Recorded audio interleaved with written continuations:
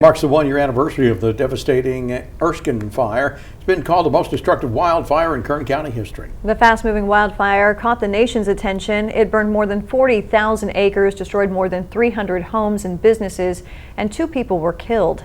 Tonight, the community came together again to mark the anniversary. Eyewitness News reporter Raina Harvey was there. Raina?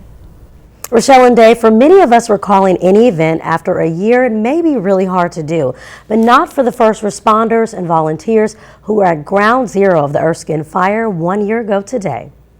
Smoke was so thick you could barely see 50 feet in front of you. The Erskine Fire may have happened a year ago today. And I went out in the backyard, and that's when I saw the plume of smoke.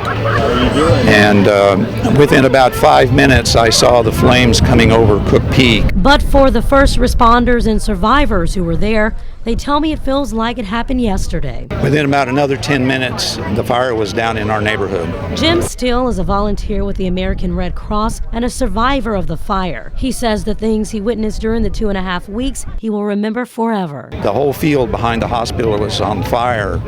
And when I passed the hospital here, they were evacuating the patients out of the hospital out into the parking lot. And for 3 agonizing days after he and his wife were separated because he stayed to volunteer, he did not know if his home survived. Yeah, it was a difficult 3 days. I think my wife handled it better than I did. She says, "We got insurance.